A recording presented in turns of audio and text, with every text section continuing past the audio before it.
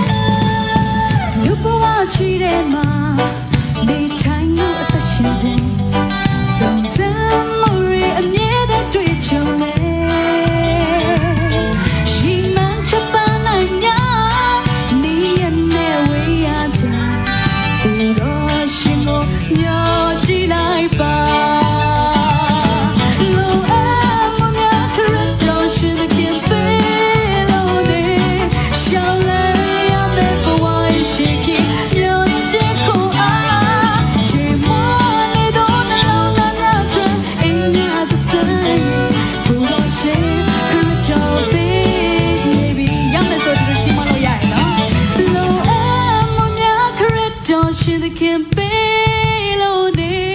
ရှောင်းလိုက်ရမယ့်ဘဝရဲ့ရှိခိမျောနေခြင်းကိုအားချိန်ပေါ်နေတော့နှလုံးသားများတွေအင်းရတဲ့ဆိုင်ဘူတော်ရှိခုတော့ပေးနေပြီ